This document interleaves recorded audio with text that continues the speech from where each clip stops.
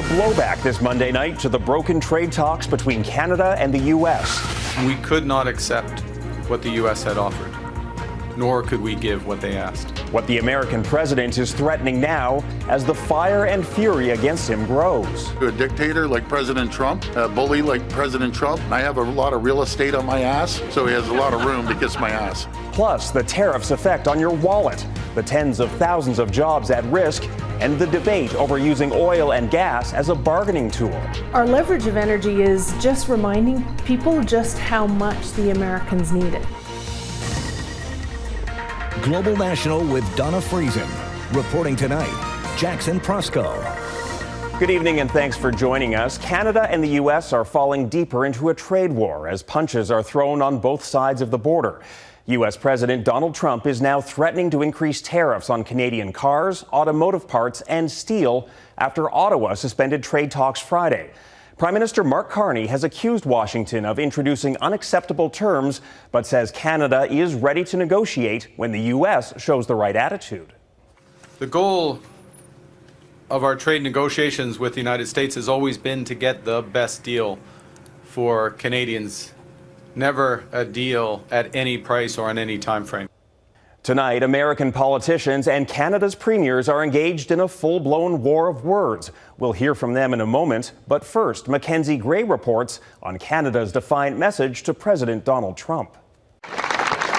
The Prime Minister had a hunch that Donald Trump's latest tariff threat was coming. It's not a surprise for us that the U.S. would take some form of reprisal to our response to their unjustified tariff, which was on top of other unjustified tariffs. Trump promising a 50% tariff on Canadian autos and parts starting January 1st, nearly 5 months from now. Part of what Mark Carney labeled as an attempt to systematically end the Canadian auto sector. An attitude at the negotiation table that Canada is a subsidiary of the United States. The Canadian industry is going to be disadvantaged relative to American industry. That we're going to set up terms so that over time, Canadian industry is going to face constant headwinds. That's not something we're going to accept. Social media tariff threats like this are routine from the president, but so far it hasn't been backed up with any documentation. I would just encourage policymakers around the world to take the lesson of what we see today. That lesson from the Prime Minister? You can't trust the Americans, as he gave new details on what led to talks blowing up from the Canadian perspective, now saying the U.S. wanted changes to bilingual labeling, a claim the top U.S. trade czar denied, saying it was all about CanCon payments for streamers. I like the Quebecois, and I like that they speak French. What we don't like is a situation where Canada, the federal government, forces American tech companies to take their earnings and give a percentage to their competitors in Canada. Both Carney and Greer are in agreement. Auto tariff disputes did scuttle a deal, but still no details from the Prime Minister's office on the most inflammatory claim, that the U.S. wanted to limit who Canada could trade with. Canadian counter-tariffs supposed to come into force on September 8th. Details to be determined.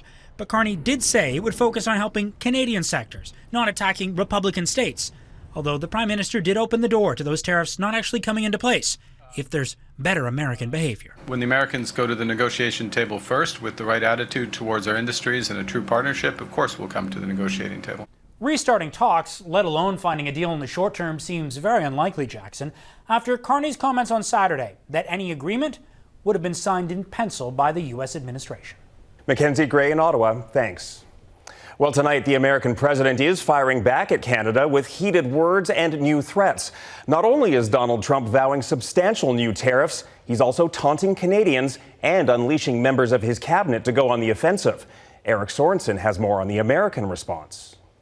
If you want to follow me with the children. The tone was all friendly when the U.S. president hosted a back-to-school event at the White House today, but off-camera, hostility towards Canada in his social media posts. Canada has been ripping off the United States of America for years. On trade and in other ways also, they are among the worst nations in the world to deal with. Carney, who I have made very popular. Up to now, Donald Trump and Mark Carney have been mostly cordial, leaders of two of the world's historically great trading partners. But in the wake of the Prime Minister not agreeing to U.S. terms for a new trade deal, Trump has set loose his team with a full-court press, starting with his vice president, in the border state of Maine. I think that we need to send a message loud and clear to the Prime Minister of Canada. Stop taking advantage of the people of Maine. Stop taking advantage of America. It's over. The Trump team knows they're being heard in Canada, so there's a message to undercut Carney, it seems, in this country. I think one has to ask oneself, is he trying to benefit himself, the Liberal Party, or the Canadian people? Because they were offered a very good job. Trump is frustrated and angry, and that, suggests a former U.S. trade representative, makes getting a deal hard. This is going to be a very difficult negotiation because, importantly, there's not a lot of trust between both sides now. It does look like we're in this escalatory period where things are going to get a lot worse before they get better. Trump ally Senator Ted Cruz says the goal should be more trade. But about Mark Carney? Look, I mean, Mark Carney's beating his chest, and that's okay. I think it's a little performative. In one post, Trump once again called the Prime Minister governor. He said the U.S. will always be far bigger, richer, and stronger than Canada. But in his efforts to diminish this country, could he end up diminishing his own? Eric Sorensen, Global News, Toronto. Now, as all of this unfolds, Canada's premiers are calling for unity in their response to the escalating trade war. As Jillian Piper reports, Ontario Premier Doug Ford is once again leading the charge with words that drew fire directly from the White House. This guy's a loser. He's going to be a loser. Those attacks on Donald Trump got a whole lot more personal. And I have a lot of real estate on my ass, so he has a lot of room to kiss my ass. And it wasn't just insults Doug Ford was throwing around. We're actually giving electricity to companies to make products to compete against us. That needs to stop. Those jabs caught Trump's attention. Lots of bluster from Doug Ford, who is better known as the less charismatic, intelligent, and overall unimpressive brother of the late great Rob Ford, Trump posted, threatening Ford and the Prime Minister, saying someone should get these clowns to fall in line, or the consequences for Canada will be far worse. I'm not going to take any advice off a guy that's the king of bankruptcies. I have more courage, more brains in my baby toe than he has in his whole body. The insults kept coming, with Ford calling Trump a dictator, a back and forth reminiscent of last year when the premier ultimately backed down from imposing a 25% electricity surcharge. Trade barriers hurt every American worker. And Trump lashed out over Ontario's anti-tariff ads featuring Ronald Reagan, which halted trade talks last fall. They did a fake ad yesterday. They were caught. Ford says he is holding off for now on bringing those ads back, but he is urging Canada to put up a fight, a view broadly shared by the premiers. I think we need to see something that is going to hit them where it hurts and have an impact. We have to hit back, and I think it's unfortunate because we've been friends for so many years. But Alberta's Danielle Smith criticizes the Prime Minister's promised counter tariffs. I would say part of the reason why we've had a light touch of tariffs on Alberta is that we've engaged in a very constructive diplomatic relationship with the United States. While not calling Smith out by name, Ford told reporters that a couple of premiers have a lot of power to protect Canada, while referencing energy resources like those in Alberta, saying everything needs to be on the table to push back against Donald Trump. Jackson? Jillian Piper in Ottawa, thanks. Whatever happens next in this trade war will have a dramatic impact on Canadian companies and consumers. Our senior business editor, Jacqueline Hansen, joins us with a breakdown of what Trump's tariffs and Canadian retaliation could mean for the economy. So, Jacqueline, what kind of pain can Canadians expect from this? Well, Jackson, there are a few ways Canadians could feel this. First, there is the real possibility that Canadians could lose their jobs. One economist estimates nearly 90,000 jobs are at risk. And here's why. If Americans stop ordering the Canadian goods hit by the 50% tariffs because they don't want to pay that tax, those businesses would suffer. So would their suppliers and the truck drivers that work with them. And that could lead to layoffs. Now, the government is planning some sort of additional support on top of the $25 billion it committed over the past year and a half. And that could cushion the impact, though there is some criticism that the first round didn't help small businesses. So we'll have to see. There's also Canada's planned retaliatory tariffs. We don't know which products will be targeted yet, but those duties would be paid by Canadians. Now, that could change what Canadians choose to buy. If a U.S. product costs more because it has a tariff on it, maybe they'll choose to buy a made-in-Canada alternative instead. And we're already hearing a renewed push to buy Canadian. And Canadians have answered that call before, looking for those maple leafs on price tags at the grocery store or choosing not to travel to the U.S. The finance minister said today that one of our greatest strengths is our purchasing power. So, Jackson, I'll be watching for who loses their livelihood over this, how much it costs taxpayers and consumers, and if it changes what we spend our money on.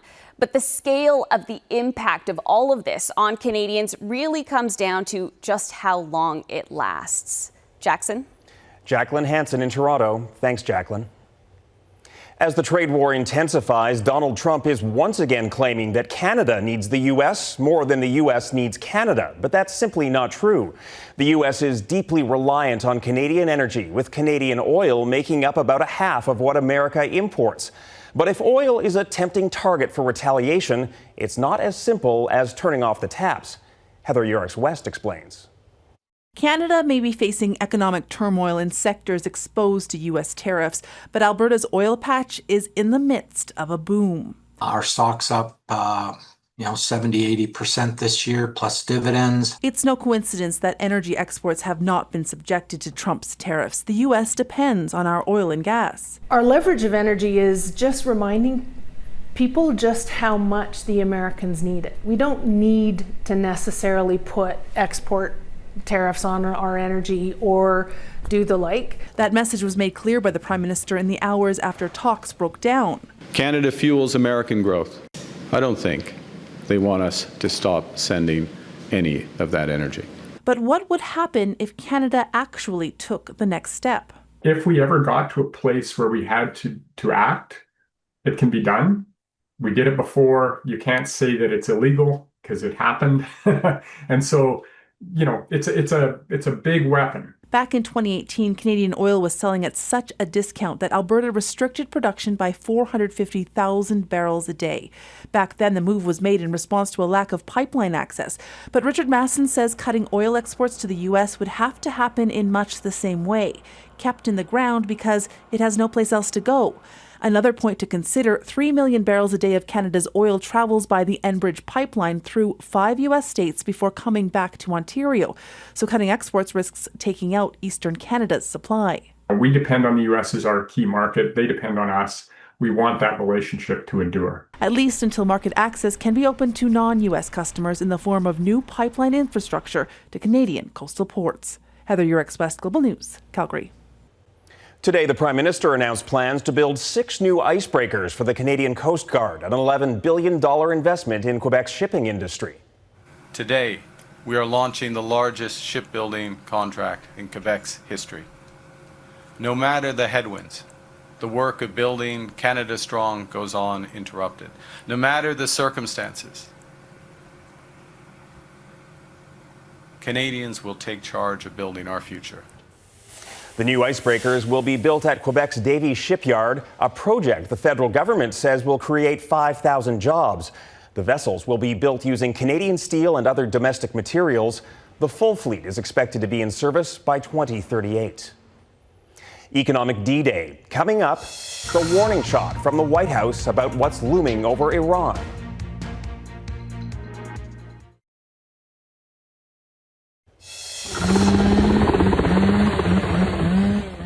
In Nevada, hundreds of firefighters and members of the National Guard are trying to push back against the out-of-control Hawk Fire near Reno.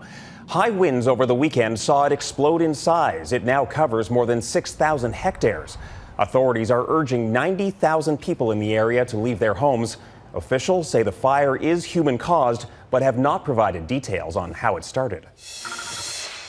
The U.S. military says it struck an alleged drug trafficking boat in the Eastern Pacific, killing 2 people. Southern Command posted a video of a boat moving through the water before a large explosion. The strikes are believed to be the first in more than 2 months. The U.S. launched Operation Southern Spear last September. Since then, more than 200 people have been killed in strikes in the Pacific Ocean and Caribbean Sea. The Trump administration has not provided evidence the targeted vessels are involved in drug trafficking. As the U.S. war on Iran nears the 6-month mark, the White House is expanding sanctions against the Iranian regime. It's clear President Donald Trump is looking for a way out of a war he started. So far, Iran has proven it's able to withstand the economic pressure. Candace Cole reports. Do not discount the cost of testing Washington's resolve. Strong words from U.S. Treasury Secretary Scott Bessent as he announced Operation Economic Outcast Monday to economically isolate Iran and any country continuing to do business with the Iranian regime. Countries cannot claim they are blind to enabling this activity. Bessent has called for the immediate shuttering of Bank Melli, Iran's national bank, and says this new round of sectoral sanctions will target 5 of what he calls Iran's most vital lifelines in other countries: digital assets, technology, gold, aviation, and shipping. Just last week, China, which relies on Iran for about 80% of its oil, came out against America's decision to levy new sanctions, saying it doesn't benefit either party. When asked whether or not the U.S. and China's fragile trade truce would prevent the U.S. from sanctioning Chinese banks, Bessent didn't mince words. If they facilitate transactions and are part of the ecosystem that turns Iranian oil into money, into repression, they will be targeted. Iran's parliamentary speaker said in response that no one believes America's bluster, saying the U.S. is not in an economic position to further restrict its relations with other countries. Candace Cole, Global News, Washington. Ahead, marking Ukraine's Independence Day with a new agreement on cruise missile technology from Europe.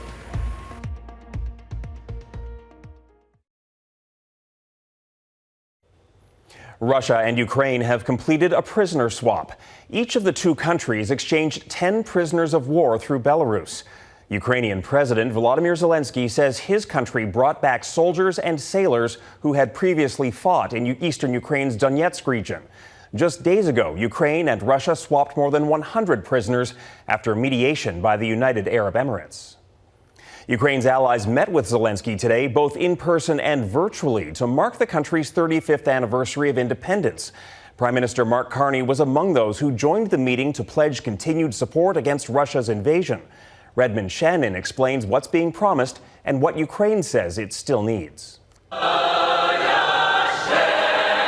On the 35th anniversary of Ukraine's independence from Moscow, reminders of how its sovereignty is still threatened by Russia, remembering those killed and injured during more than 4 years of full-scale war. Ukraine has been Europe's protector. Andy Burnham is in Ukraine for the first time as British Prime Minister, there to co-chair a coalition of the willing meeting, with other European allies and Canada attending virtually, but not the US. Vladimir has now asked that we share our Storm Shadow technology. I have approved that request. The UK and France allowing their cruise missiles to be made in Ukraine. Well, we're thankful. Ukrainian President Volodymyr Zelensky again stressing what he really needs are US Patriot missiles, the only current option to intercept Russian ballistic rockets. We need at least 300 Patriot missiles for the winter. International stocks are limited, the US inventory depleted by the war in Iran, and it's taking time for Washington to ramp up production. A Ukraine-European Patriot alternative is in development, but it could be the next Independence Day or later before that is battle ready. Redmond Shannon, Global News, London. We will remember them. Next, the new Canadian coin you could soon see in your change.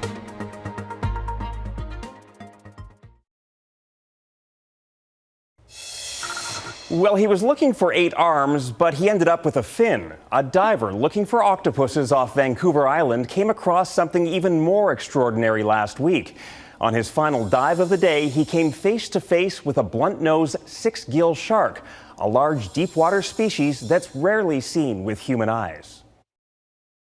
Nothing was really happening. It was at the end of the dive. I was in about 100 feet of water, and I had just kind of looked at this octopus under a rock, and it wasn't coming out, so I decided it was time to turn around and head home. And when I turned out and looked over the sand over my right shoulder, This shark was about 5 feet away and coming at me with its mouth open. Marine biologists believe the shark could have been looking to feed or mate in the shallower water.